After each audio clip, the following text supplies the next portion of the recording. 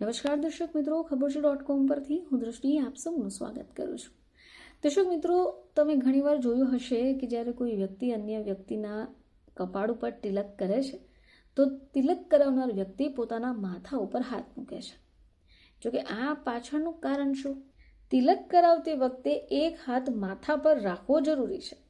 હવે આ નિયમ હોય તો એની પાછળનું ગઢ રહસ્ય શું હશે? તો ભારતીય સંસ્કૃતિમાં પૂજા પાઠ કે પછી શુભ કાર્યો દરમિયાન માથા પર તિલક કરવું અનિવાર્ય છે. હવે પૂજા પાઠ દરમિયાન પુરુષોના કપાળ પર તિલક કરવામાં આવે છે. હવે તમે જોયું હશે કે જ્યારે પણ તિલક કે ચાંદલો કરાય ત્યારે લોકો પોતાના માથા ઉપર હાથ રાખે છે. હવે આ પાછળનું કારણ શું?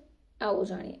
આપણા શરીરમાં શીર્ષ પર સહસ્ત્રાર ચક્ર હોય જે ઉર્જાનું મુખ્ય કેન્દ્ર છે. હવે તિલક હંમેશા કપાળમાં ભ્રમરની વચ્ચે કરવામાં આવે જ્યાં આજ્ઞા ચક્ર હોય. પ્રાચીન માન્યતા અનુસાર જ્યારે કપાળ ઉપર તિલક કરવામાં આવે ત્યારે માથા ઉપર હાથ રાખવો જોઈએ. શરીરની સકારાત્મક ઉર્જા શરીરની અંદર પ્રવાહિત થઈ જાય અને એક સર્કિટ પૂરી થઈ જાય. તો વૈજ્ઞાનિક દ્રષ્ટિકોણથી જોઈએ તો આજ્ઞા ચક્ર આપણી પિનિયલ અને પિટ્યુટરી ગ્લેન્ડ્સની નજીક હોય. અંગૂઠા કે આંગળીથી જ્યારે તિલક કરાય તો એ બિંદુ પર પ્રેશર આવે. હવે માથા ઉપર હાથ રાખીએ તો દબાણ સ્થિર થાય, મન શાંત થાય અને એકાગ્રતા વધે. હવે તિલક વિજય એ સન્માન અને સાત્વિકતાનું પ્રતીક છે. માથા ઉપર હાથ રાખવો એ આશીર્વાદ આપવાની એક રીત પણ છે. એવું માનવામાં આવે છે કે આંગળીમાંથી નીકળતી ઉર્જા તિલક કરાવનારના મસ્તિષ્કમાં પ્રવેશે છે જેનાથી માનસિક શાંતિનો અનુભવ થાય છે. હવે શાસ્ત્રોમાં ખાલી માથાના શુભ ગણવામાં આવે.